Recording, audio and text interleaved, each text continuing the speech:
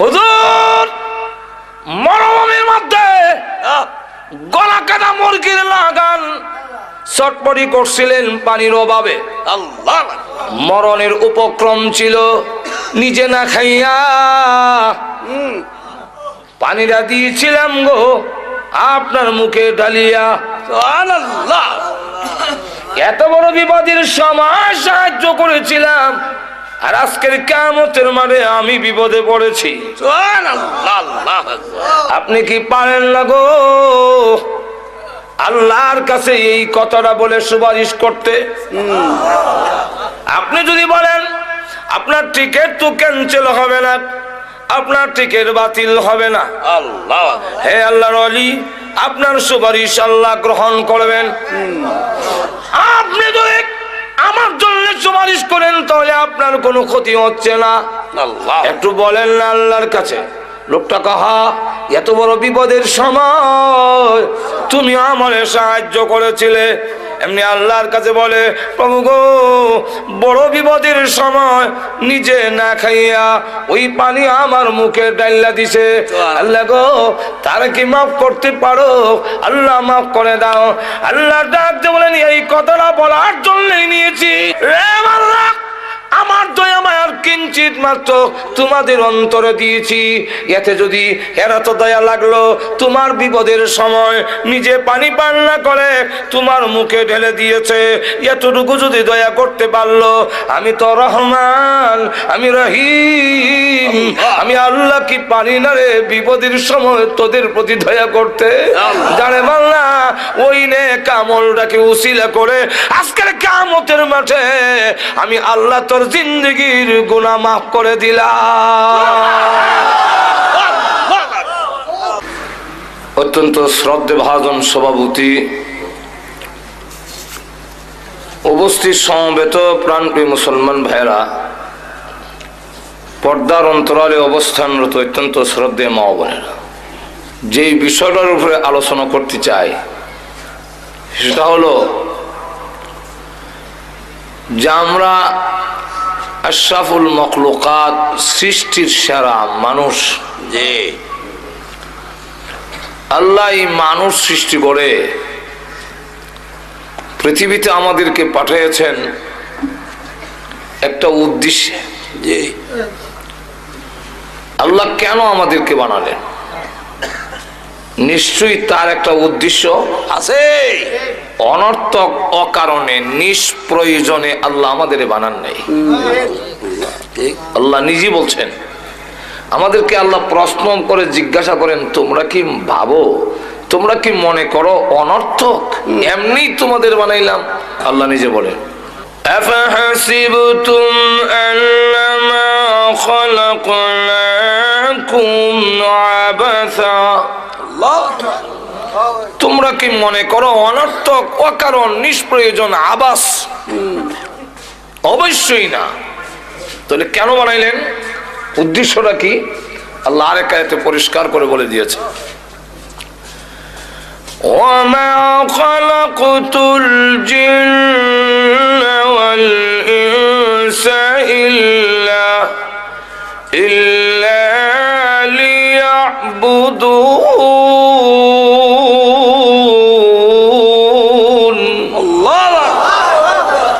আল্লাহ বলেন, তোমাদেরকে সৃষ্টি করার উদ্দেশ্য হলো তোমরা জীবনের সর্বক্ষেত্রে আমি আল্লাহর ইবাদত করো, এবং ইবাদত করলে কি করলে না, না নিজের ইচ্ছা মতে জীবন পরিচালনা করলে এর জবাবদিহিতার জন্য আবার কিন্তু আমার কাছে ফিরে আসতে হবে। আসতে হবে না এরকম নয়। আল্লাহ এক আয়াতে বলছেন, ইলাইহি তুরজাউন, তোমরা সকলেই তারই দিকে ফিরে যাবে। কোন কোন আয়াতে বলছেন ইলাইহিন নুশুর, তার কাছে গিয়ে আবার তোমরা জমা হবে। আল্লাহ। আর আরেক আয়াতের শেষে বলছেন, এমনটা মনে করো না যে আসতে হবে না। وأنكم إلينا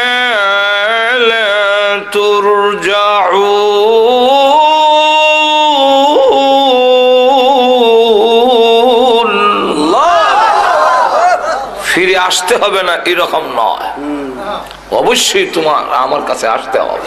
ঠিক। জীবনের সব কিছুর হিসাব একদিন আমার দরবারে তোমাদের দিতেই হবে। আল্লাহ আল্লাহ রাব্বুল আলামিন যুগে যুগে লাখেরও উপরে নবী রাসূল পাঠিয়েছেন আল্লাহ এই কথাটা বোঝাবার জন্য। সুবহানাল্লাহ। শতাধিক শতের উপরে আল্লাহ কিতাব দিয়েছেন, নবীরাও এই কথাটাই বুঝাইছে। সব নবীরা বলছে ইয়া কওমি ইবুদুল্লাহ মা লাকুম মিন ইলাহিন গায়রু, হে আমার জাতি তোমরা আল্লাহর একত্ববাদে বিশ্বাসী হয়ে আল্লাহর গোলামি করো, আল্লাহ ছাড়া কারো ইবাদত করবে না। আল্লাহ তাই জাহান্নামের পারে ফেরেশতারাও জিজ্ঞাসা করবে, কেউ আব্দুল সত্তার আব্দুল গফফার তোমাদের কাছে নবী রাসূল যায় নাই? সালাহুম খাযানাতুহা আলাম ইয়াতিকুম নাযীর,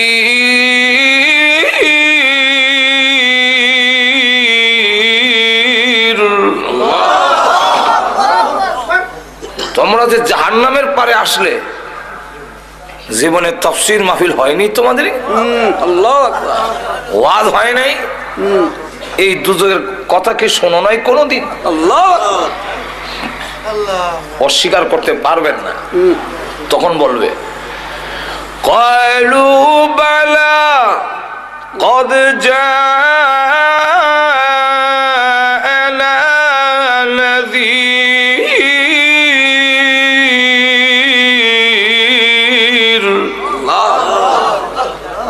হ্যাঁ, বহু তাফসীর মাহফিল হয়েছে, ওয়াজ হয়েছে, খুব আমরা শুনছি। তাইলে এখানে আসলে কেন? আমরা তখন অস্বীকার করছি, এত বিশ্বাস করতাম না, মনে করতাম আলেম উলামা ইমন কইবই। فكذبنا وقلنا ما نزل الله من شيء,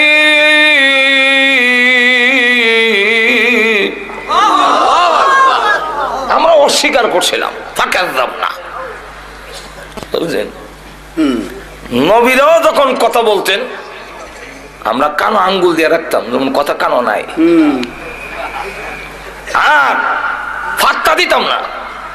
وَإِذَا تُتْلَى عَلَيْهِ آيَاتُنَا وَلَّى مُسْتَكْبِرًا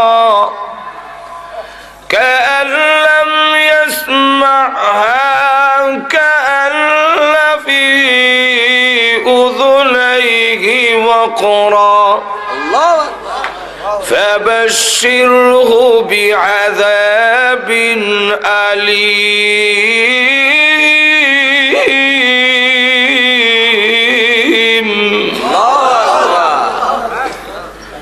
আল্লাহ নবী যখন কোরআন শরীফ শুনাইতেন, ওয়াইযা তুতলা আলাইহি আয়াতুনা ওয়াল্লা মুস্তাকবিরা, আমরা অহংকার নিয়ে দম্ভ পড়ে ফিরা যাইতাম। কাল্লাম ইয়াসমাহা, যেমন শুনছি না।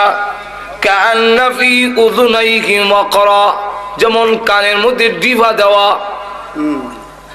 আল্লাহ রাব্বুল আলামিন বলেন, ওগো নবীজি তাদেরকে সুসংবাদ দিন। সুসংবাদ কে? সুসংবাদ আযাবের। আযাবের সুসংবাদ হয় না। আল্লাহ রাব্বুল আলামিন কেন বললেন সুসংবাদ?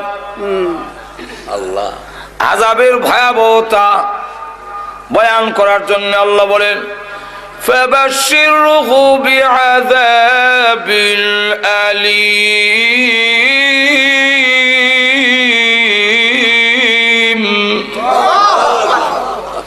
এদেরকে সুসংবাদ দিন, আমার আযাব বড় কঠিন আযাব।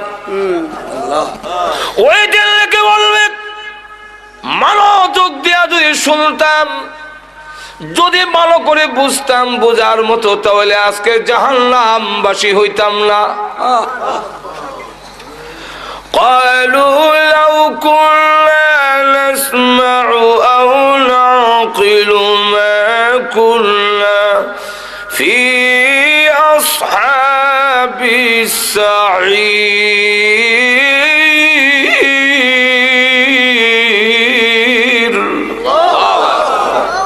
যদি মনোযোগ দিয়ে শুনতাম, লাউ কুন্না নাসমাউ, মনোযোগ দিয়ে যদি শুনতাম, আও নাকিলু, ভালো করে যদি অনুধাবন করতাম, বুঝতাম যে হুজুর কি বলতেছে, কি বুঝাইতে চায়, হুজুর এখন ঠিক কিনা? তাহলে হয়তো কি মা কুন্না ফি আসহাবিস সাঈর, আজকে জাহান্নামবাসী হইতাম না। ওই দিন গুরুত্ব দেই নাই, আজকে বুঝছি। এখন আল্লাহ পাঠাও, এখন পাঠাও। ওয়াদা দিলাম আর জীবন ওষুধ খেতাম না, আর ঘুষ খাবো না, আর জিনা করবো না। আল্লাহ পাঠাও। লিখে রে অন্ত চোখ দিয়ে খেলিস। রব্বানা আবসারনা ওয়া সামি'না ফারজি'না না'মাল সালিহান ইন্না মুকিনুন।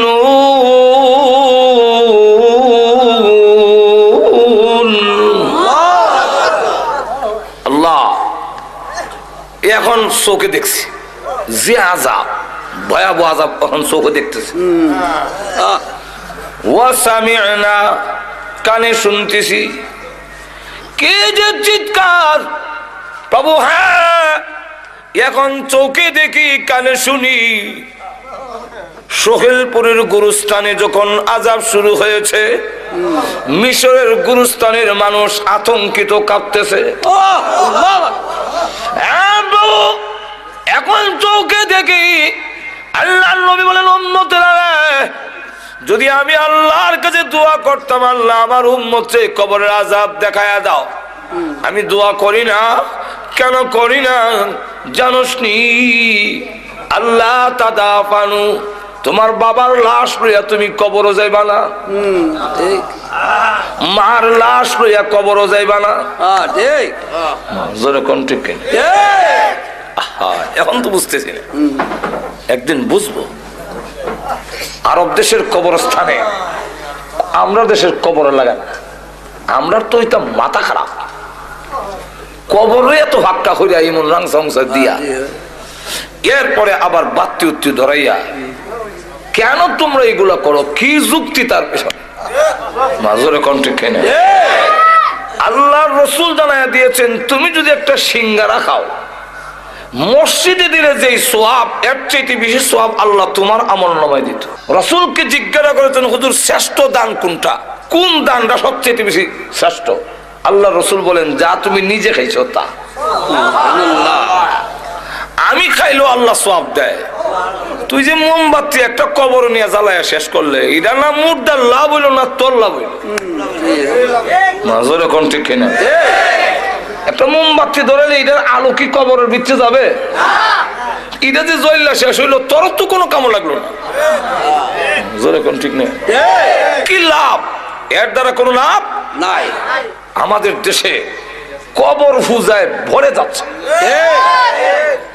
আর এক একটা কবরস্থান মাজার রেসিদা গুনার আড্ডাখানা বানাইছে। ওনারা কি কম জান না? খরমপুর এখানে ডেকে দেখা যায়, সবাইকে আছো নিশাখুর, সব চলো খরমপুর। নিশাখুর রে ডায় গুনার কালে লিপ্ত হয়ে গেছো।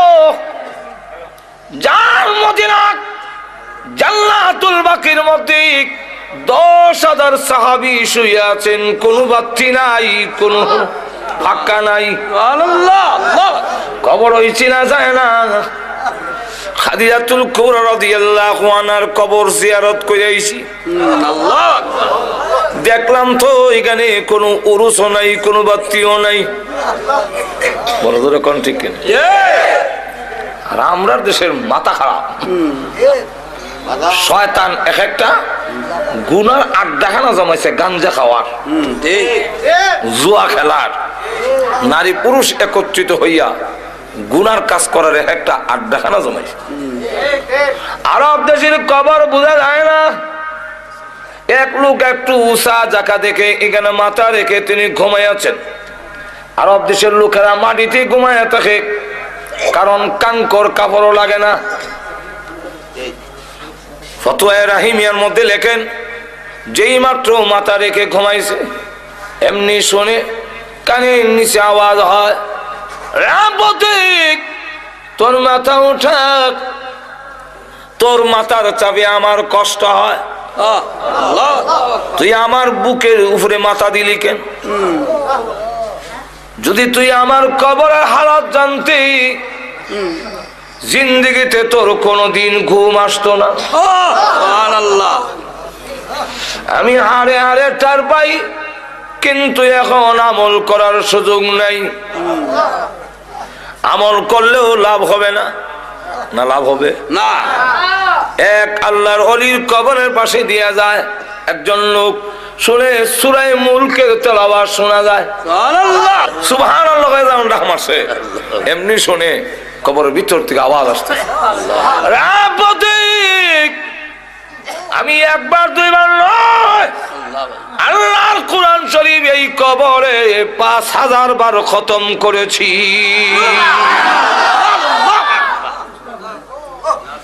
একটা কাজ কর, 5000 বার খতম তোরে দেই, তোর একবার সুবহানাল্লাহ আমারে দিয়ে দে। আল্লাহ কারণ জানোস নি কিয়ামত পর্যন্ত কোরআন শরীফ পড়লেও তোর একবার সুবহানাল্লাহর সমান সওয়াব আমার হবে না। সুবহানাল্লাহ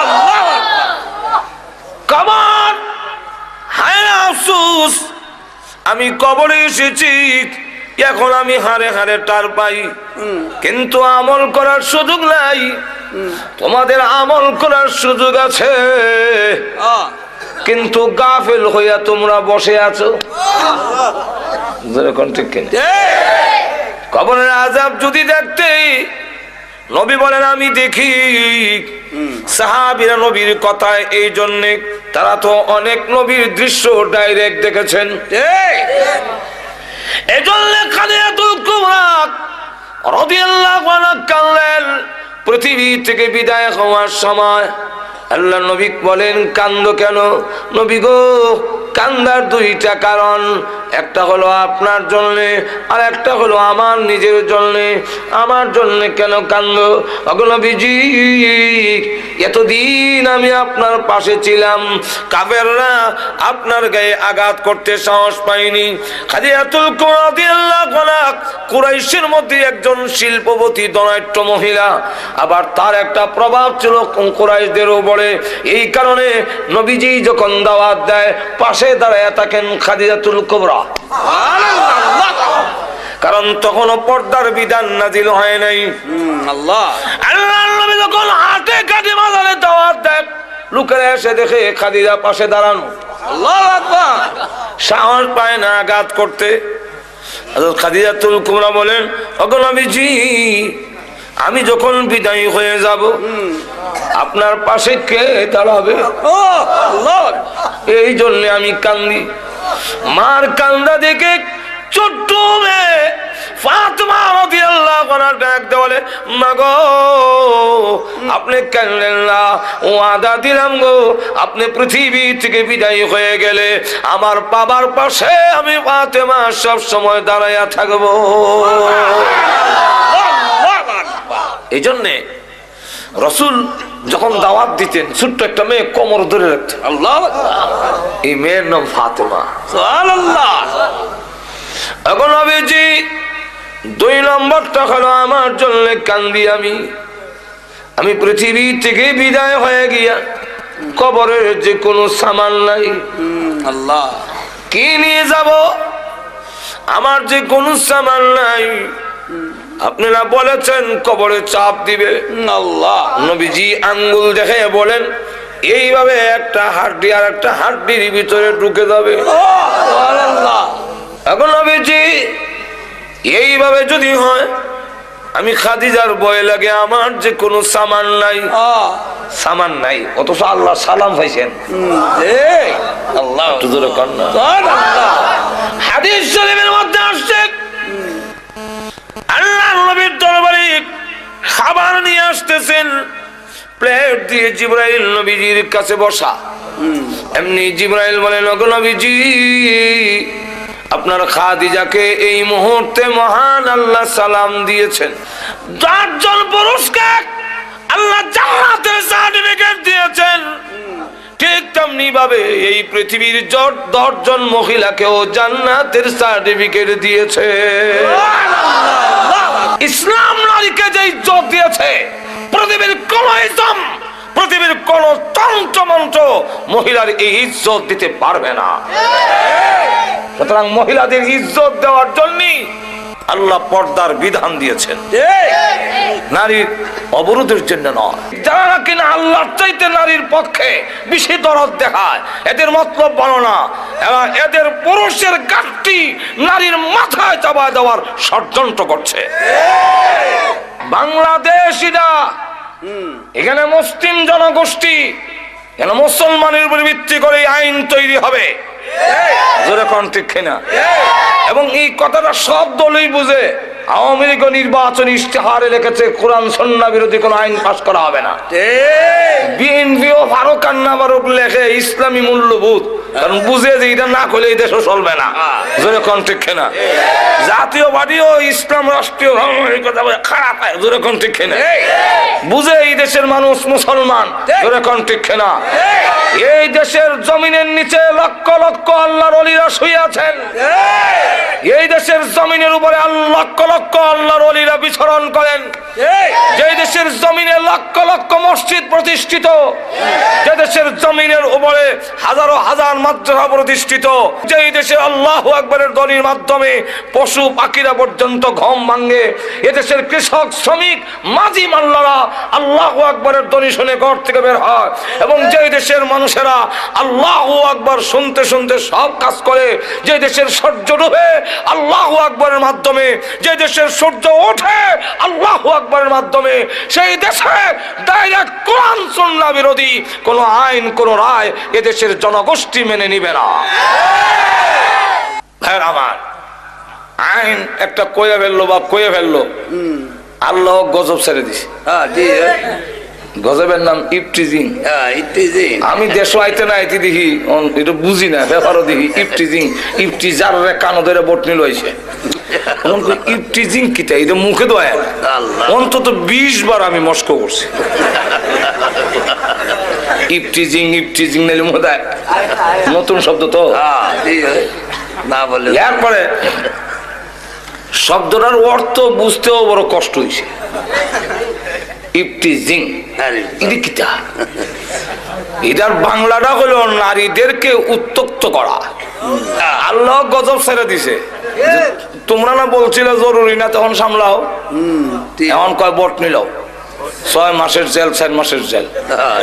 বটনি লয় ঠিকই, কিন্তু আবার ঠিকই করে, কারণ এইভাবে আইন দিয়ে 6 মাস না 6 বছরের জেল দিয়েও ইফটিজিং থেকে নারীদেরকে রক্ষা করা যাবে না। বিলাই নাকের আগায় সুটকি লটকাইয়া যদি আইন দেওয়া হয়, এই বিড়াল সুটকি যদি খাস তাহলে 50টা বেদ। বিলাই কইব ইজাতের আইন আমার ঠেঙ্গো মানে, বরং যে এই আইন দিছে হেরে 50টা দাও। কেন? সে অত তার সিরা খেলে, আমার নাকে রাখা সুটকি লটকায় গন্ধ লাগে, আর আমি সুটকি খেতাম না।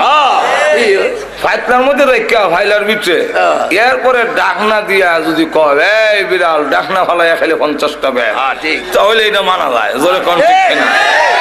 ঠিক তেমনি ভাবে তরুণী এবং যুবতীরা স্নো পাউডার আলতা আল খাতরা লাগাইয়া, উঁচা জুতা বিন্দা, টাইট ফিট পোশাক পরে, চুলের মধ্যে শ্যাম্পু দিয়া এমন লালাইয়া যুবকদের এবং তরুণদের নাকের ডগার সামনে দিয়ে আইবো আর যাইবো। আর আপনারা বলবেন ইফটিজিং করো না, এদেশের যুবকরা ঠেঙ্গো এই জাতের আইন মানবে না। যদি এই দেশের যুবকদেরকে আইন মানাইতে হয়, ইফটিজিং থেকে যদি নারীদেরকে রক্ষা করতে হয়, তাহলে একটি মাত্র পথ, সেটা হলো হেজাব পর্দার বিধান কায়েম করতে হবে। কিছু কিছু জিনিস আছে মজ্জাগত, জন্মগত। যেমন আপনি ঘুমোতে যদি কপাল না খা যায় আত্রে কখন লাগে বলে আমার নাক টাকা দিয়ে দেয়, দেখবেন অটোমেটিক না যায়। আমার মুখের মধ্যে তেঁতুল দিয়া যদি আপনাদের সামনে জিব্বা নাড়ায়, আপনাদের জিব্বার মধ্যে অটোমেটিক পানি উঠবে, নিয়ত করা লাগবে না। তো এই যে যদি হয় আল্লাহু আকবার, অটোমেটিক আপনার জিব্বার মধ্যে পানি উঠবে। পীর হোক আউলিয়া হোক, যখন ঠিক না এমপি হোক মন্ত্রী হোক, সবার জিব্বার মধ্যে পানি উঠবে কি উঠবে না? যদি কেউ কয় আমার উঠে না, এটার দুইটা অর্থ। একটা অর্থ হইলো হে লম্পট, উঠে স্বীকার করে না, বাটফার। আর আরেকটা হইলো যে হের জিব্বার দোষ আছে। ঠিক তেমনি হবে নারী দেখলে পুরুষের হাত যাবেই, এটা জন্মগত। আর তো জোরে কন্যা আদম আলাইহিস ইসলামের বুকের বাঁকা হাড়টির থেকে হাওয়া আলাইহিস ইসলামকে যখন সৃষ্টি করলেন, উনি ঘুমাচ্ছিলেন, ঘুম থেকে উঠতে দেখে একজন মহিলার কাছে বসা, তখন দেখা যায় হাত অটোমেটিক যায়। আল্লাহ বলেন হাত সামলাও, হাত সামলাও, বিয়া করাই দিল। শেষে আল্লাহ নিজে খুতবা পড়ে মোহরের দেওয়ার মাধ্যমে আল্লাহ নিজে দুজনের মধ্যে বিয়ে করাই দিল। তাহলে বোঝা গেল আদম আলাইহিস ইসলামের যদি যায়, আদম সন্তানেরও যাবে। কি বলেন ঠিক না? সুতরাং এই নারীদেরকে যদি পুরুষের দরার থেকে রক্ষা করতে হয়, তাহলে পর্দা লাগবে, হেজাব লাগবে, পার্টিশন লাগবে। আর না হয় রক্ষা করা যাবে না। অপরদিকে যারা পর্দার বিধান উঠাই দিতে চায়, এদের উদ্দেশ্য হইল আমাদের সমাজ থেকে বিয়ার প্রথাটা উঠে নিত। তখন আর বিয়া থাকতো না, খালি খালি ফ্রেন্ডশিপ থাকবো। ফ্রেন্ডশিপ, গার্লফ্রেন্ড বয়ফ্রেন্ড, আঙ্গুল ধরে ধরে আড়াআড়ি, আর কিছু।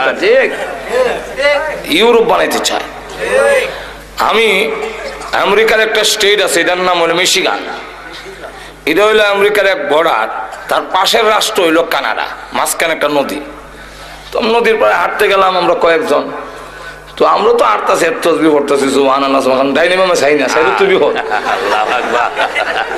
ইয়ার ঘরত দু তিনজন ওই ব্রেঞ্চের মধ্যে বসা, আমাদের কাছে দৌড় দেখিয়া জিগায়, তোমরা যে এইভাবে একা একা ঘুরতেছো, তোমাদের কি গার্লফ্রেন্ড নাই? গার্লফ্রেন্ড আমরা বুঝিনি। হ্যাঁ, মহিলা মহিলা বন্ধু নাই। তখন আমরা তার বুঝাইতে চেষ্টা করলাম যে ইসলামে এইভাবে বিবাহের আগে যুবতীদের হাত ধরে আঠা, এটা ইসলামে অ্যালাউড না, এটা ইসলাম গ্রহণ করে না। তো আমাদের সমাজেও যারা চায় এরকম করতে, তখন আর বিয়া থাকবে কই? বিয়া থাকতো না, থাকবে না। এক কলেজের দেওয়ালের মধ্যে লেখা, হে কুমার, তুমি বিয়াতে রাজি হও না কেন? বিয়াতে রাজি হও না কেন? কোন বাটফারা জানে, নিচে আরেক লাইন লিখে দেওয়া গেছে যে সস্তায় যেখানে দুধ পাওয়া যায় গায়ে ফালে কে। অর্থ বুঝছেন না আপনারা? সস্তায় যদি দুধ পাওয়া যায়, গায়ের গোবর ভালাও, গায়ে ভালো ঘাস খাওয়াও, এই বুঝা কান্দ কোন নেওয়ার দরকার আছে? তো যেখানে নারী পুরুষ অবাধে চলাফেরা থাকবে, যথায় তথায় পাওয়া যায়, পর্দা নাই, আঙ্গুল ধরে হাঁটতে পারে, গিয়ে ঘুরতে পারে, বাগানে ঘুরে, শ্বাসটলে ঘুরে, অফিসে ঘুরে, সেখানে এই সব কাম তো এর হতই শেষ। তাহলে হ্যাঁ আর বিয়া করে এই মহিলার দায় দায়িত্ব নিতে চাবে না। আছে কোন থাকবে না, বিয়ার প্রয়োজন নাই। লক্ষ্য করে দেখেন আমাদের সমাজে তো এরকম কিছু হয়েছে, এখন ঠিক না? কলা সুলাইয়া বেচলে কাস্টমার বাড়বো, এরপরে সোলপুর বাজারে কলা সুলাইয়া কাস্টমার বাড়বে। এখন সুলাইয়া যখন বইছে আর কিছুক্ষণ পরে দেখে যে যখন রস পড়তেছে, এই রসের গন্ধ হয়ে আবার মাছে জমছে, তাও ভালো মাছি না, পেশাবখানা যে বয় কালা কালা মাছি ভান ভান করতেছে, কথা বুঝছেন? এখন কাস্টমার যারা আগে কলা নিত সবই দেখে হয় মাপ চাই 1000 বার কলা লাগতো, সন্ধ্যা পর্যন্ত বেটা বসে রইলে কেউ কলা নেয় না। এখন কি করবে, যেখানে ভালাইতে যায় সকলে ফসা কলা কেন হয় না, এখন কি করবে, শেষে মাথাত কলা লইয়া গান গায়, কইতাম নি কি গায়, ও ভাই কে আছো কলার খরিদ্দার, কলার পিছনে আছে 1 টাকা কইরা পুরস্কার।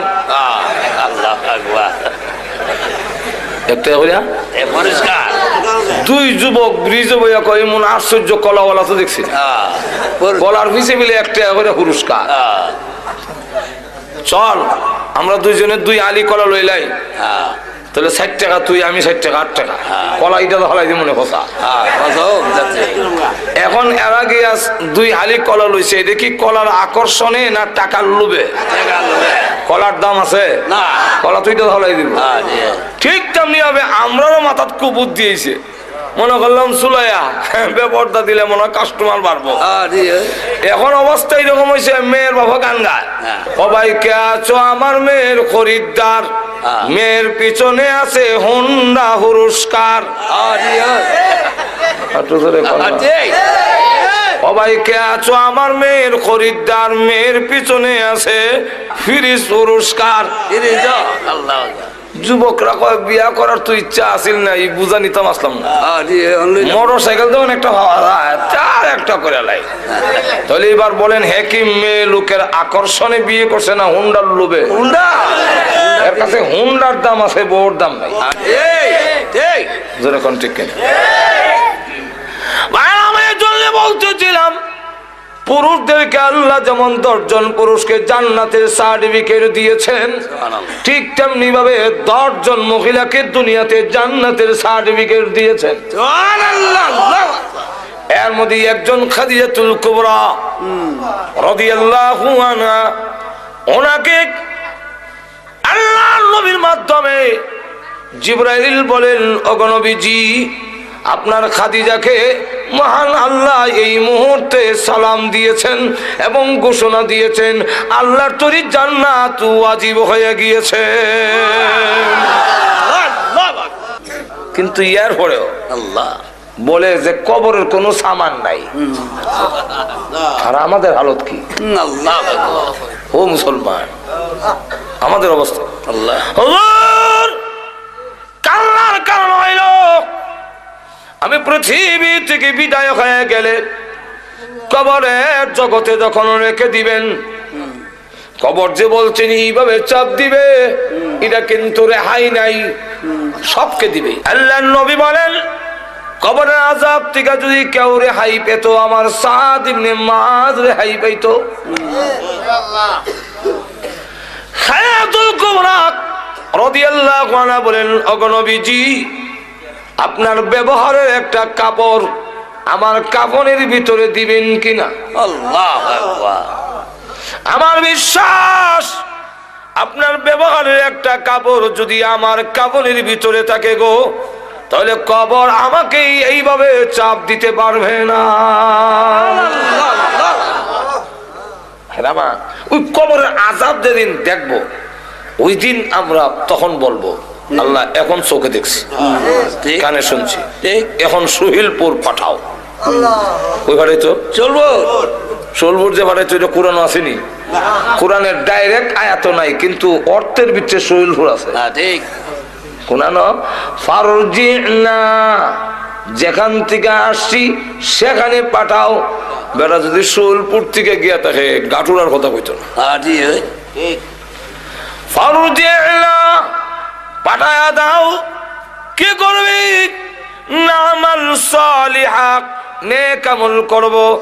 এখন করবি কেন, আগে করলে না? আগে মনে করছিলাম সত্য হতে পারে মিথ্যা হতে পারে, মোল্লারা এরম বলবেই, এখন তো দেখে লইছি ইল্লা মুকিনুন,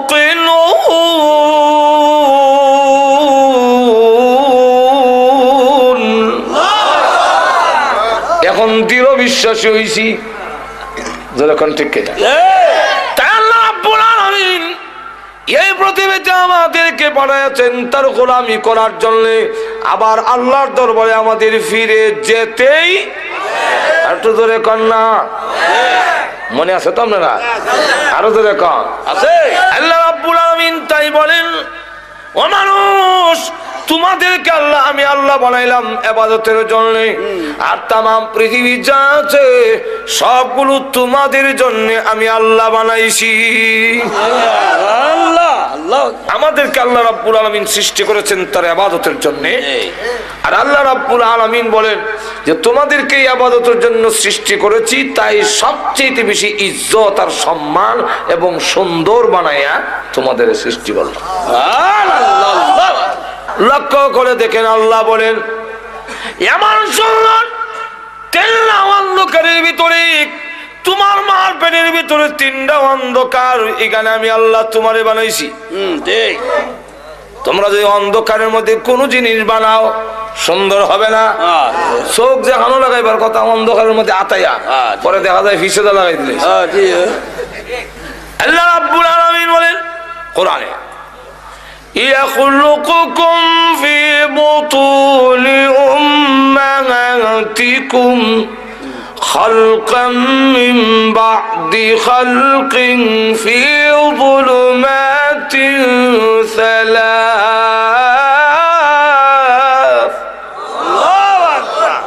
আল্লাহ বলেন তোমার মার পেটের ভিতরে পর্যায়ক্রমে 3টা অন্ধকারের ভিতরে তোমার সৃষ্টি করছে। মানুষ, সবকিছু তোমাদের জন্য আমি আল্লাহ সব তোমাদের জন্য আয়োজন করেছি। এই জমিন বানাইছি তোমাদের বিছনার জন্য, আমি আল্লাহ বিছনা বানাইয়া দিয়েছি। আরো জোরে কোন কে বানাইছেন? আল্লাহ। আরো জোরে কোন আল্লাহ। বৈশা রয়েছেন যে আল্লাহ বলেন জমিনকে অনুগত করে দিয়েছি তোমাদের জন্য, আর আমি আল্লাহ জমিনকে জানাই দিছি কোন শব্দ করবা না। আমার বান্দা জিনা করবে, মদ খাবে, গাঞ্জা খাইব, তোমার উপর বইয়া আড্ডা মারবে, তাস খেলাবে, নাচবে, তুমি কিন্তু কিচ্ছু করো না, তারে সহ্য করে কান্দ লই রেখো, কারণ তারে বানাইছি আমার ইবাদতের জন্য। তোর জবান বন্ধ, তুই চিল্লাই কইস না জিনা করে রে, তাহলে কিন্তু আমার বন্ধ আটকে যাবে। আবার যখন তওবা করবে আমি আল্লাহ মাফ করে দেব। আল্লাহ কোরআনে বলছে, ওয়াল্লাযী জাআলা লাকুমুল আরদা যালুলা ফামশু ফি মানাকিবিহা। আল্লাহ রাব্বুল আলামিন বলেন এই জমিনকে আমি আল্লাহ তোমাদের অনুগত বানায়া দিয়েছি, তার কাদের উপর দিয়ে তুমি চলাফেরা করো, কোনো কথা বলে না। তুমি যতই অন্যায় করো কোনো কায় না, কুদাল দিয়ে কুইয়া, লাঙ্গল দিয়ে উল্লায়া হাল্লায়া, কোনো কথা বলে না। রে দুনিয়ার মানুষ, তোমার যখন মিয়াদ চলে যাবে, ইবাদত করলে না, আমি আল্লাহর গোলামি করলে না, ওই দিন আমি আল্লাহ জবান খুলে দিব জমিনের, তোমার জীবনের সব গুনাহগুলো জমিন তখন হেডলাইনে বলতে থাকবে। কোরআন শরীফ আছে, বলবো, ইযা যুলজিলাতিল আরদু জিলজালাহা ওয়া আখরাজাতিল আরদু আথকালাহা ওয়া ক্বালাল ইনসানু মা লাহা ইয়াওমাইযিন তুহাদ্দিসু আখবারাহা বিআন্না রাব্বাকা আওহা লাহা। জমিন হয়ে গেছে, মুহাদ্দিস বর্ণনা দেয়, কি এর বর্ণনা? আখবারাহা, আখবার খবরের বহু বচন। খবর রে বাংলা হয় সংবাদ, ইংরেজিতে হয় নিউজ, আর আরবিতে হয় খবর। যখন কি হয় খবর, তখন হেডলাইনে কয় আল্লাহ সুদ খাইছে, ঘুষ খাইছে, মদ খাইছে, জিনা করছে আমার উপরে। আল্লাহ জমিন তুমি যদি বলো তো আমি বাঁচবো কেমন? আল্লাহ ওয়াকালাল ইনসানু মা লাহা, জমিন তোর কি হইল, এমনি এই কথা কেন কস? আল্লাহ ডাক দিয়ে বলেন নবী গো, বিআন্না রাব্বাকা আওহা লাহা, জমিন কেন কথা বলবে জানেননি? আপনার রব হুকুম দিয়েছেন, আপনার রব হুকুম দিয়েছে। এই জন্য মানুষ যত গুনাহ করেছে জমিন সব এক একটা করণে বর্ণনা দিবে। আর এখন জমিন নড়ে না। আল্লাহ বলে ইয়াতো উপরে আকাশ, কোন ফিলার দিলাম না। এই আকাশ কে স্থাপন করছেন? আল্লাহু আকবার। আর জোরে কোন আল্লাহ। কার জন্য? আমরা কোনদিন ভাঙ্গে পড়ে না, টুকরা না, সলডা না। আল্লাহ কোরআনে বলছেন কেন হবে না? وَجَعَلْنَا السَّمَاءَ سَقْفًا مَحْفُوظًا। আল্লাহ বলেন আসমানকে আমি আল্লাহ নিরাপদ ছাদ বানাই দিছি, মাহফুজান, নিরাপদ, কোনোদিন পড়বে না। আল্লাহ। পৃথিবীর মানুষ, আমি আল্লাহ তোমাদের জন্য পানি নিয়ন্ত্রণ করে দিয়েছি, পানির সাপ্লাই দিয়েছি। বাংলারে তোমরা তো আসল জিনিস দেখো না। প্রত্যেকটা ডিস্ট্রিক্টের জন্য নদী দিয়েছি। সিলেটের গিয়ে দেখবেন সুরমা, আর একটু আগে দেখবেন কুশিয়ারা, আবার মৌলভীবাজারের জন্য দেয় মনোমুখ, আবার একটু হবিগঞ্জের জন্য এসে খুয়াই, ব্রাহ্মণবাড়িয়ার জন্য তিতাস, কুমিল্লার জন্য কমতি, ময়মনসিংহের দিকে যান তাহলে ব্রহ্মপুত্র। আল্লাহ রাব্বুল আলামিন বলেন তাম পৃথিবীর আটলান্নি মহাসাগরকে আমি আল্লাহ সংযোগ করে দিয়ে তাম পৃথিবীতে তোমরা আমার গোলামি করবে। তাই আমি আল্লাহ তাম পৃথিবীর পানির যাতে অসুবিধা না হয় প্রত্যেকের এলাকায় এলাকায় পানির সাপ্লাই পৌঁছাইয়া দিয়েছি। দুবাই থেকে বিমান ওঠে, কোন জায়গায় বিমান আছে? টেলিভিশন একটা আছে, বিমানরা কই আছে কই যায় দেখা যায়, ঠিক। কোন জায়গাত গেছে দেখায় বিমানে। আটলান্টিক মহাসাগর 14 ঘন্টা বিমান চলে, তথাপি ওই সাগর পাড়ি দিতে পারে না। আটলান্টিক মহাসাগর সবগুলার সাথে যোগাযোগ রেখে পানি পৌঁছাইয়া দিলাম খালে বিলে। তোর ক্ষেত দিবে, তোমার কাজে লাগাবে, ফসল করবে, আমি আল্লাহর গোলামি করবে। বান্দারে আমি আল্লাহ পানির সাপ্লাই দিয়েছি। আল্লাহ।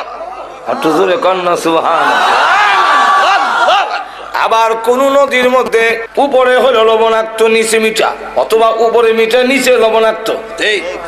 কোনো বান নাই, শুধু একটা হুকুম, পানি রে ও লবণাক্ত পানি মিঠা এলাকার যাইস না, আমার বান্দা অসুবিধা হবে, সে আমার ইবাদত করবে। এখন দে ওয়াজালা বাইনাল বাহরাইনি হাজিজা, মাঝখানে একটা পার্টিশন, শুধু অর্ডার। আমি নিজে নেমে দুই ফানির এক কানা করার লেগে চেষ্টা করি। আল্লাহু আকবার। আল্লাহু আকবার। ধাক্কা দেই ইজিকে যায়, আবার জায়গাতে জোর। এখন আল্লাহু আকবার। ও মানুষ নিমক হারাম, এরপরে যদি অবাধ্য হও, এরপরে যদি আমার গোলামি না করো, এরপরে যদি গান বাজনায় লিপ্ত হও, এরপরে সৎ কাজে লিপ্ত হও, কঠোর শাস্তির ব্যবস্থা আছে। আল্লাহ। এখন লক্ষ্য করে দেখেন, মিঠা পানি লবণাক্ত পানি, মিঠা পানি রাখছেন আমরা খাইবার লেগে, আর লবণাক্ত পানি কেন? তাফসীর কিতাবে লেখেন লবণাক্ত পানির কারণ হইল ওই যে কুত্তা বিলাই গরু ছাগল মরে, লাশ মানুষ পচা গুল্লা যায়, নদীটা ভাসায় নেয়, নিয়ে লবণাক্ত পানির মধ্যে ঢুকাইয়া তার প্রয়োজনটাকে নষ্ট করে দেয়, যাতে আবহাওয়া দূষিত না হয়। নাহলে আবহাওয়া সাপের বিষ, ফনলার বিষ, কুত্তার বিষ, তখন বিষ, আবহাওয়া বিষাক্ত হইয়া তোর না খেতে যাইব, গিয়া সব পাশ নষ্ট হয়ে যাবে। তোদের সবগুলো ঠিক রাখার জন্য তুই না আমার গোলামি করবি, তুই না আমার সাজদা দিবি। ও নিমক খারাপ মন্দা মাজরে কোন ঠিক কিনা, তুই যে আমার সাজদা দিবি আমি তোর সব আয়োজন করে রাখছি। وجعل خلالها أنهارا وجعل بين البحرين حاجزا أإله مع الله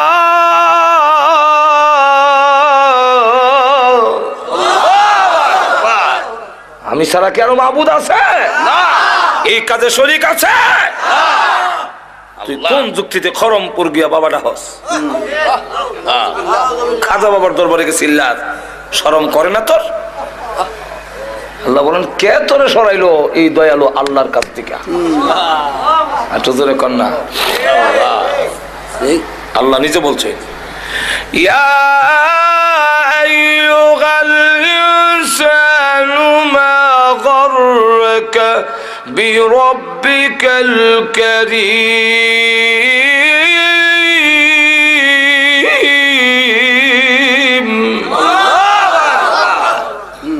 ও দুনিয়ার মানুষ, তোকে কোন জিনিসে কোন বস্তু দাতা রবের কাছ থেকে তোরে সরাইলো? যিনি দাতা দানশীল আল্লাহ। এত দান করলেন যিনি, তার কাছ থেকে তোরে কে নিল ভান্ডারি? মাজরে কন্ট্রি কেন বাবা ভান্ডারি লাইন সারা চলে না রেলগাড়ি। তুই এখানে গেলে গে? তুমি কেন বলো বাবা তোমার দরবারে কেউ ফিরে না খালি হাতে? তোর তো বলার দরকার ছিল আল্লাহ তোমার দরবারে কেউ ফিরে না খালি হাতে। এই আয়াতের ব্যাখ্যায় লেখেন ইয়াহি ইবনে মাআজ রাহমাতুল্লাহ আলাইহি এত বড় বক্তা ছিলেন যে ওনার ওয়াজে প্রতিদিনই 10, 20, 30, 40 জন পর্যন্ত মানুষ কলজা বাইটা মারা যেত। সেই আল্লাহর ওলি তিনি বলেন হাসরের দিন যদি আল্লাহ আমার জিগায় কিসে তোমারে আমি দয়ালু দাতার থেকে সরাইল, আমি তখন কইয়া দাঁড়াম তোমার দয়ায়। আল্লাহ তোমার দয়া মায়া আমার নষ্ট করছে। এটা কেমনে? এটা বুঝতে হইলে আগে বুঝেন, অনেক সন্তান কিন্তু মার দয়াডারে ফুজি করে নষ্ট হয়। বুঝছেন?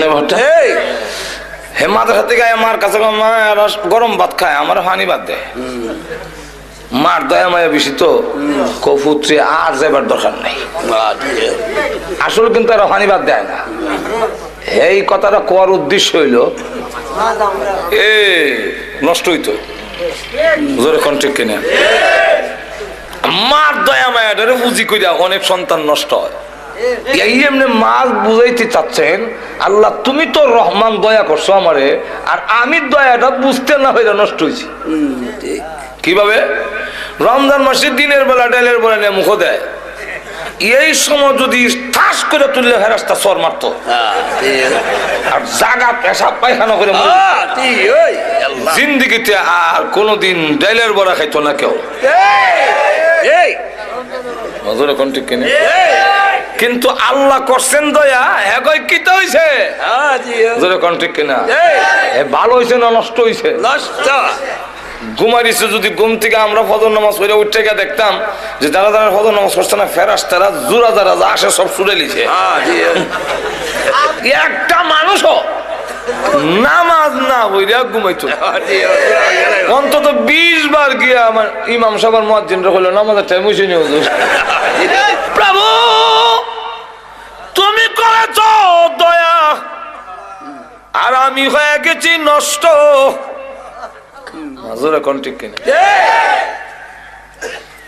মা যখন ছোট সময় দুষ্টামি করতাম তো আব্বার কাছে বিচার গেলে আব্বা কইতো হয়তো হে থাকবে আর না আমি থাকবো। ঠিক আমিও বাড়ি থাই না, খালি চক্কর দেই। আল্লাহর কি মর্জি, এক ঘরের সাইডে আমি আইতাছি, আব্বা যে এই সাইডটা দিতেছে এটা তো আমার জানা না। দুজনকে মুখামুখি এমনি হয়ে না আব্বা কত দৌড় দিস না, ঠ্যাং ভেঙেলাম। আমিও দেখলাম দৌড় দিয়া জানলা হয়ে তখন কত মেনু সরি গজব থেকে বাজবার লেগে কাম হয় না। আব্বা দৌড়ে বাড়িতে নিছে নিয়ে একটা লাঠি লইছে, লাঠি এখন উপর দিকে উঠেছে, এখন আমার শুরু হইব আজাব না দিল। এমনি সিলি মারতাম মা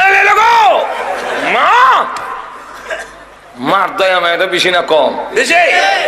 মা এমনি দৌড় দিয়ে সন্তান আর লাঠির মাঝখানে ডুইকা যায়। আল্লাহ ডুইকা তখন বলে মায়ের লাগো, আর দুষ্টামি করবে না। আল্লাহ মা খুব ভালো করে জানে আমি মায়ের খাই ও দুষ্টামি ছাড়তাম না। আল্লাহ আকবার। মা দয়া মায়া যেমন বড় হয়ে দাঁড়ায়, আল্লাহ বলেন আমি রহমান। তুই যখন নামাজ পড়স না, তুমি যখন রোজা রাখো না, সুদ খাও, ঘুষ খাও, জিনার মধ্যে লিপ্ত হও, আমার গজব যায় তোকে ধরার জন্য। আমি আল্লাহ দয়ালু, আমি দেখে আমার বান্দা মরে যাবে, ধ্বংস হয়ে যাবে। এমনি আমার দয়া মায়াকে ডাক দিয়ে বলি ইন্না রাহমাতি সাবাকাত গজবি, গজবের আগে আগে দৌড়তে আমার বান্দার গজবের মাঝখানে ঢুইকা গিয়ে বলবে গজব রে পড়িস না, এবার রমজান ডাইলের বড়া খাইছে, সামনের রমজানে আর খাইতো না। আমি আল্লাহ করি তোরে দয়া, আর তুই কে সোজগার নষ্ট হইয়া যখন ঠিক কিনা। এদিকে মাহাজ কর, আল্লাহ যদি জিজ্ঞাসা করেন তা আমি কমু তোমার দয়া মায়া যদি না করতা তো অত নষ্ট হইতাম না। আল্লাহ আমি যেমন আগে দয়া করছি, মরার পরও দয়া চাইবা বাঁচতে পারবি না। যখন ঠিক কিনা রাস্তাটা তোর ধরে লইব, কারণ সিস্টেম যেভাবে দেয়া রাখছি তুই ধরা পড়বে। এখন না সিস্টেমে ধরা হয়ে গেছে কইতাম নেই এক ঘটনা, কারণ সিস্টেম তৈল যার ওজন নেকের ওজন বেশি হইব জান্নাতি, আর যার গুনাহ বেশি হইব ثقلت موازينه فهو في عيشة راضية وأما من خفت موازينه فأمه هاوية একটা বানিয়ে লেছি মানুষে পড়ে সিস্টেমে তো বান্ধা লিছে আল্লাহ অপরাধী। দেখেন আল্লাহর দয়া কেমন হয়। কান্দে আব্বার আব্বা, আমার আব্বা না, যা বেটা আব্বা বিয়ে করছি মা, আপনার নাম মা? না না, আমি কোন সন্তান গর্ভে ধারণ করি না। নফসি নফসি নফসি, আল্লাহ আমারে বাঁচাও, আল্লাহ বাঁচাও। ফুলাটা দিয়েছে আল্লাহ বাঁচাও। হেতু আবার ধরে লাই কোন হকের লেগে দেখবেন বন যদি আইয়ে ফাওনা নিবে আইসে আইসে কই আমি করো না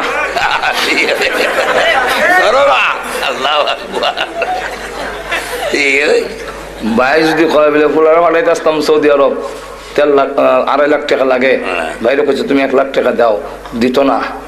এর লেগে ভাই আইলে এই সময় বেশি, এই সময়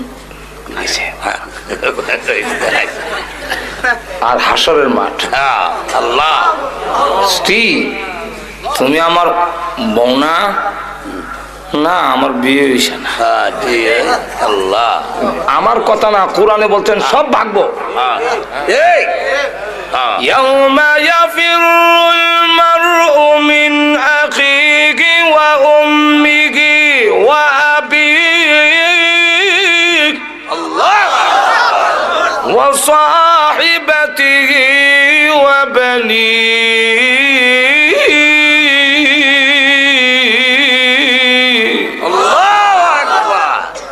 সব খালি ভাগে, কেউ কারো পরিচয় দেয় না। আপনি আমার বিয়াই না মৌলানা সাহেব? ও মৌলানা সাহেব, আরে বিয়াই মারাইও না।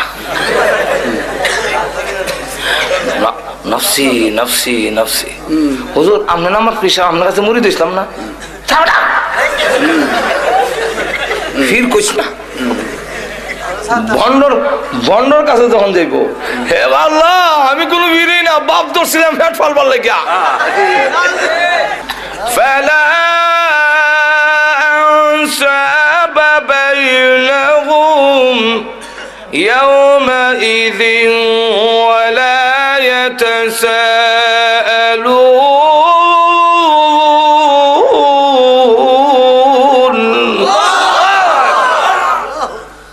فلا أنساب بينهم কোনো আত্মীয়তার কাজ হইতো না। আল্লাহ প্রভু গো, তোমার দয়া মায়া পায়া নষ্ট হয়েছে, গুনাহ করেছি, কেউ পরিচয় দেয় না। আল্লাহর অর্ডার, এই ফেরেশতারা তো নিয়মে বেঁধে লেছে। আল্লাহ আপনি নিয়ম দিছেন, নিয়মে ধরছি, নিয়মে ধরছি। তো এই দিকটা নিয়ে ওই রাস্তা দিয়ে ফেলাইবা, যে রাস্তা দিয়ে নিয়ে যাবে লেগে আল্লাহ অর্ডার দিছেন। দেখেন আল্লাহ কি কেরাসমা লাগায়। ওই রাস্তার মধ্যে একটা লোক, একজন আল্লাহর ওলি, ব্রাহ্মণবাড়িয়ার বড় হুজুরের মতো, আল্লাহ, উনার সাথে সে একদিন শহরে, মরুভূমির শহরে গেছে। আল্লাহু আকবার। হুজুরের পানি শেষ, গলা শুকাইয়া গলা কাটা মুরগির লাগান কইরা সাইটটা নিয়ে আরম্ভ হইছে, হনার বাস্ত না। সুবহানাল্লাহ। কিন্তু তার কাছে পানি আছে। আল্লাহু আকবার। সে কয় এখন যদি পানি উনারে দেলাই তো সামনে তো আমারও বিপদ হওয়ার সম্ভাবনা আছে আছে। আবার কয় একজন আল্লাহওয়ালা লোক, বড় হুজুরের মতো ওলি লোক মারা যাইব, আল্লাহ তোমার উপরে ভরসা, আল্লাহু আকবার। তুমি আমার ফিফাসা লাগাইও না, দেলাই তোমারই বান্দারে মায়া সুবহানাল্লাহ। আল্লাহু আকবার। দিলাইছে হুজুর। আল্লাহ, হুজুর পানি পান করিয়া, হাদিস শরীফের ঘটনা, পানি পান করে যখন সুস্থ হইয়া দুজন মরুভূমি পার হইয়া এসে পড়ছে, আর কোনো অসুবিধা হয়েছে না। সুবহানাল্লাহ। ওই লোকটাকে আল্লাহ টিকিট দিয়েছেন বেহেশতের, সুবহানাল্লাহ। দিয়া বলছেন ওই অলিকে যে তুমি লাইনে দাঁড়াও, কারণ বেহেশতে যাওয়ার সিস্টেম হইলো লাইনে যাইতে। সুবহানাল্লাহ। বড় হুজুর ফখরে বাঙ্গাল আল্লাহওয়ালাদের দল না হইয়া জান্নাতে যেতে পারবেন না। আপনি একা একা পণ্ডিত হইলে কাজ হইতো না। জান্নাতে যাওয়ার সিস্টেম আল্লাহওয়ালা হয়ে যেত। ঠিক, আমার কথা না, আল্লাহ কোরআনে বলছেন। বলবো আয়াত, ফাদখুলি ফি ইবাদি ওয়াদখুলি জান্নাতি।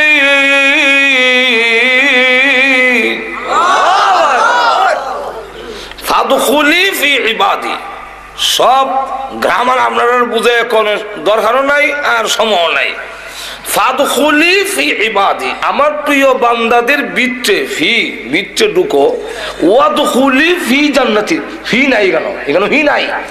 ওয়াদখুলি ফি জান্নাতি, এভাবে না, ফাদখুলি ফি ইবাদি ওয়াদখুলি জান্নাতি। জান্নাতি কইবার সময় ফি লাগাইছে না। সুবহানাল্লাহ। আল্লাহু আকবার। তাহলে জান্নাতে যাওয়ার আগে আল্লাহওয়ালাদের দলে ঢুকতে হবে, আর ঢুকতেই তুমি জান্নাতে যেতে হবে। সুবহানাল্লাহ। টিকিট লয়ে গেছে আল্লাহ। আর আল্লাহর বিধান হলো যারে টিকিট দিলেইব আর টিকিট ক্যান্সেল করবেন না। টিকিট ফাইলে তেল লেখাম শাসন। সুবহানাল্লাহ। আল্লাহু আকবার। ঠিক, জান্নাতি যা কইব আল্লাহ, ওই লোকটা যে দাঁড়ানো হানি খিলাইছিল যে, আল্লাহ তার সাথে দেখা করাবেন লেগে বাড়াইছে, ওই দিকটা নাই, ঘুরাই নিছে। ইয়া হান্নানু ইয়া মান্নান বান্দালাইছে, ইয়া হান্নানু ইয়া মান্নান, জাহান্নামে যাই গো আল্লাহ, তুমি না রহমান, তোমার দয়া মায়া ছাড়া বাঁচবার উপায় নাই। কোন সময় ভানি খেলেছিল, অত বড় বিপদের সময় তো মন তাহার কথা। আল্লাহ তার মেমোরির মধ্যে আইনা দিছে ইবাদার চেহারা। চেহারাটা দেখা যায় আর কয় চিনি চিনি লাগে। আল্লাহ চিনি যেমন ও ফানি যে কিনেছিলাম বেস্টের টিকিট লইয়া খারা হাইজি হুজুর মরুভূমির মধ্যে গলা কাটা মুরগির লাগান চটপটি করছিলেন পানির অভাবে। আল্লাহ মরণের উপক্রম ছিল, নিজে না খাইয়া পানিটা দিয়েছিলাম গো আপনার মুখে ঢালিয়া।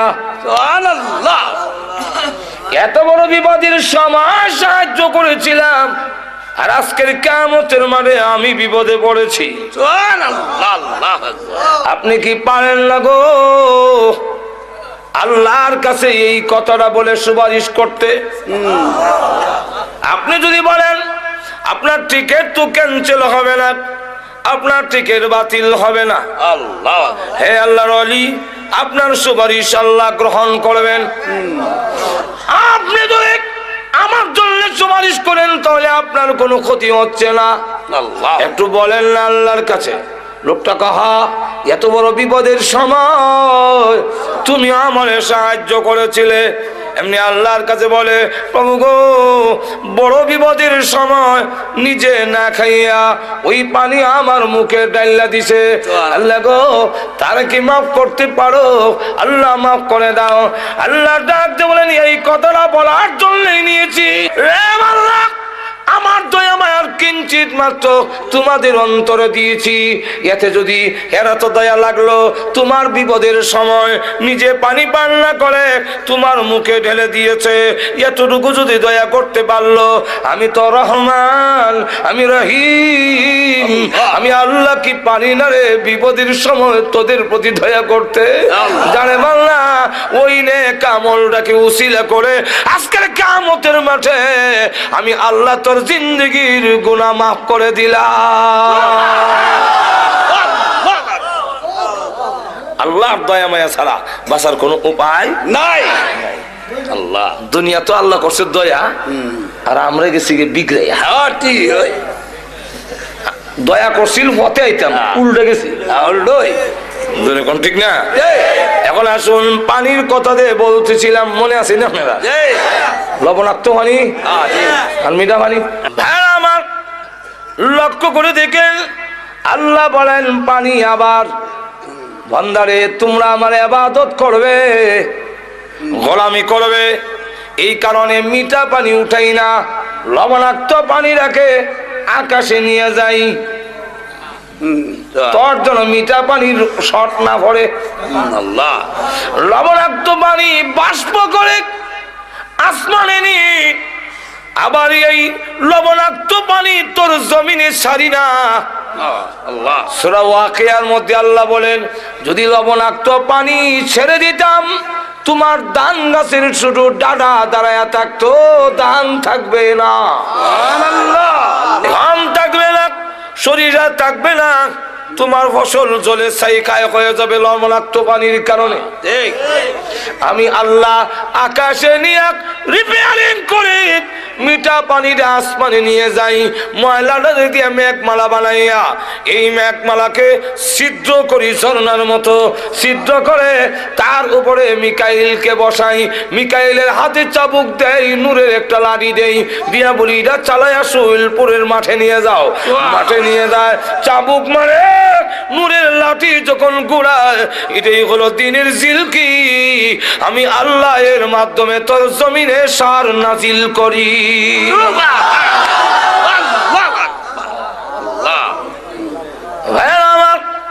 এইভাবে আল্লাহ রাব্বুল আলামিন বলেন, ডাইরেক্ট উপর থেকে পানি ছেড়ে দিলে তোর ফসল নষ্ট হয়ে যাবে, ফসল নষ্ট হয়ে যাবে। আল্লাহ বলেন মিকাইলকে দিয়া মেঘমালা তোর জমিনের কাছে নিয়া ঝর্ণার মতো করে রাখছি, তোর জমিনে সারি রে ফসল খাইয়া তুই 5 ওয়াক্তের নামাজে আমি আল্লাহকে সাজদা দিবি। সাজদাত গিয়া কইবে সুবহান রাব্বিয়াল আল্লাহ। আচ্ছা যাক, লবণাক্ত হানি গেল, তোমার নৌকা যে যায় শোলপুর থেকে এইটার নৌকাটা বুঝাই করে যে যাস বাতার সমানে সমানে পানি। কোন সাইন্টিস্টের, কোন দার্শনিক, কোন বিজ্ঞানীর মাথায় ধরে না যে তরলাক্ত পানির উপরে এই পাথরের নৌকাটা ভেসে থাকে কিভাবে। তলে তো পানি তো নরম, দিলে নিচে দিলে বাইশে রকম নেই। আমরা তো মনে হচ্ছেন বেটাগিরি, বেটাগিরি। আল্লাহ কোরআনে বলেন, না না, আমি পানির হুকুম দিছি, বাসায় রাখিস। বলবো আয়াত, والفلك التي تجري في البحر بما ينفع الناس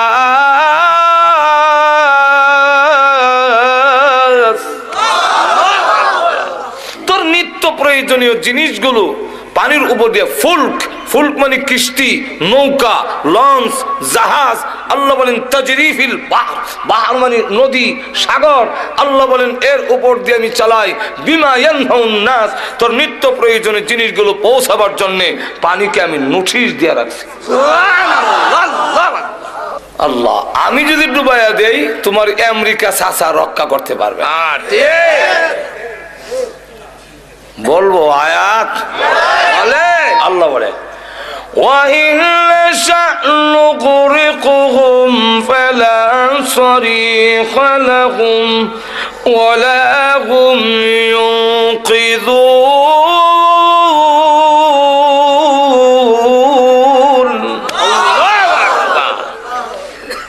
আমি যদি ডুবাইয়া দেই তাহলে وَإِنْ نَشَأْ نُغْرِقْهُمْ, আমি যদি তাদের ডুবাইয়া দেই ইচ্ছা করি, ফালা সরিখা লাহুম, কোন সাহায্যকারী পাবে না, ওয়ালা হুম ইউনকিযুন, তোমাদেরকে কেউ রক্ষা করতে পারবে না।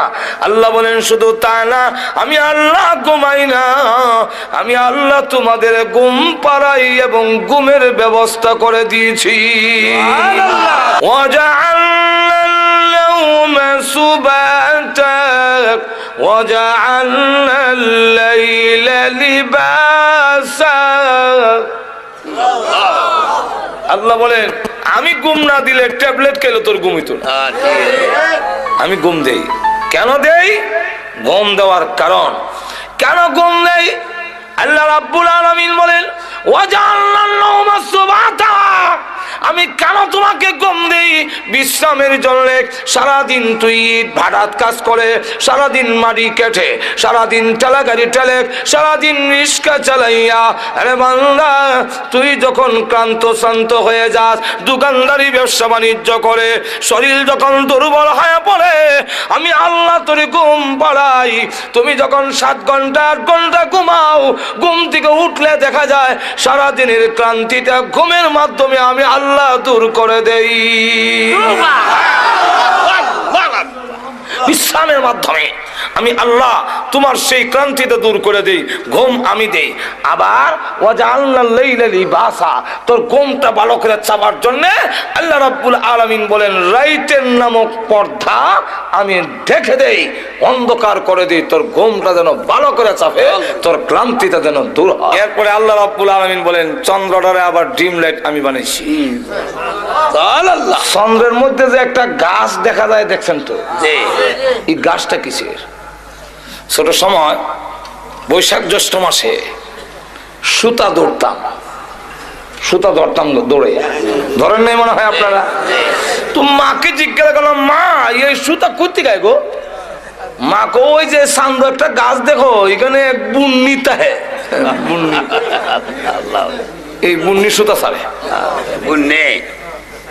বিজ্ঞান যখন পড়লাম তারা কয় পৃথিবীর ছায়া। নবীর হাদিস যখন পড়লাম তখন নবী কয় পৃথিবীর ছায়াও না, গাছও না। এটা কি? আল্লাহ রসুল বলে এটা আল্লাহ তার বান্দার প্রতি যে নিয়ামত দিয়েছেন তার আলামত। কি আলামত হুজুর? চন্দ্রের মধ্যে ও সূর্যের মতো এমন পাওয়ার আছে, দুইটার লাইট দিনে রাতে জ্বললে বান্দার ঘুমাইতে অসুবিধা হবে। আলুর মধ্যে ঘুমাইলেও রাইতের ঘুম আর দিনের ঘুম একরকম হয় না, বারবার ঘুম ভেঙে যায়। ঘুমাইলো মানুষের আড়াআড়ি টার হওয়া যায়, ঠিক না? আল্লাহ জিবরাইলকে হুকুম দিলেন, আমরা যে ইমামে কুফি ল্যাম্প নিবাই আর দিয়া তাফা দিয়া, আল্লাহ জিবরাইলকে বললেন তোমার নূরের পাকা দিয়া 3 বার তাফা দাও চন্দ্রের মধ্যে।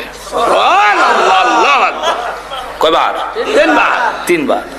জিবরাইল আলাইহিস সালাতু ওয়াস সালাম তার নূরের পাখাকে আমরা হাতে সমানো না, আল্লাহ চন্দ্রের মধ্যে 3 বার আঘাত করার পরে যখন নাকি এইভাবে আঘাত করে করার সাথে সাথে তার ভিতর থেকে আলু বের হয়ে গেছে। আল্লাহ হুকুম দিলেন সূর্যের সাথে মিলাইয়া দাও, যোগ করে দাও, আর চন্দ্রের মধ্যে একটা দাগ রেখে দাও। আমার বান্দা দেখে যেন আমি আল্লাহর শুকরিয়া আদায় করে 5 ওয়াক্তের নামাজের সাজদায় পড়ে যেন যেতে পারে। এই কথা যেন বলে পৃথিবীর মানুষেরা, আমি আল্লাহ ঘুমাই না, তোমাদের ঘুম পাড়াই। আমি আল্লাহ ঘুমাই না, ঘুমাবার ব্যবস্থা তোমাদের করে দেই। আর ওই যে চন্দ্রটারে ডিম লাইট বানিয়ে দিয়েছি তোমার ঘুমটা ভালো হওয়ার জন্য। বান্দারে, এই সবগুলো কইরা আমি আল্লাহ ঘুমাই না তোমাদের ডাক শোনার জন্য।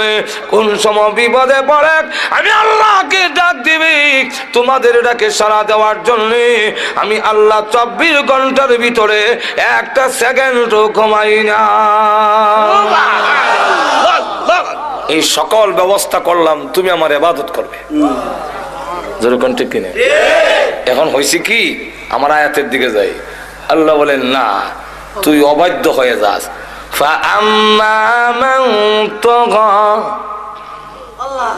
যারা অবাধ্য হয়ে যায়, সার্কাস অবাধ্য, وآثر الحياة الدنيا وآثر الحياة الدنيا এত কিছু নিয়ামত দেওয়ার পরও যে আমার অবাধ্য হয়ে যায়, সীমা লঙ্ঘনকারী হয়, আর দুনিয়ার জীবনটাকেই অগ্রাধিকার দেয়। فإن الجحيم هي المأوى, তার ঠিকানা হবে জাহান্নাম। যখন কোন জায়গায়, কোন জায়গায়? এখন আপনারাই বলেন, এতগুলো নিয়ামত দেওয়ার পরে, এত ব্যবস্থা করার পরেও যদি তার অবাধ্য হয়, তার কথা না মানে, তার গোলামি না করে, তার ঠিকানা জাহান্নামে হওয়া উচিত কিনা? আর একটু জোরে কও। আল্লাহ বলে, ওয়া আম্মা মান খাফা মাকাম রাব্বিহি ওয়া নাহান নাফসা আনিল হাওয়া। আর যেই ব্যক্তি আমার সামনে দাঁড়াইতে হবে, আমি যে বলেছি কে গোলামি করলো কে করলো না, জবাবদিহিতার জন্য আমার কাছে আসতে হবে, এই দরজার ভিতরে আছে তার চাহিদা, কুপ্রবৃত্তি, যে চাহিদাটা, ওইটাকে যদি বিরত রাখে, আমি আল্লাহর সামনে দাঁড়ায় জবাবদিহি করতে হবে। এই ভয়ের কারণে যদি পিরায় রাখতে পারে, আল্লাহ বলেন ফা ইন্নাল জান্নাতা হিয়াল মাওয়া, তার ঠিকানা হবে, তার ঠিকানা হবে জান্নাতে। জোরে কোন কোন জায়গায়? আর বিস্তারিত আলোচনা করতে গেলে লম্বা। আল্লাহ রাব্বুল আলামিন আমাদের সকলকে আল্লাহর ফরমাবরদার, অনুগত হওয়ার, আল্লাহর ইবাদত আর গোলামি করার মন মানসিকতা এবং তৌফিক যেন আল্লাহ আমাদের দান করেন। সকলে জোরে সরে বলেন আমিন।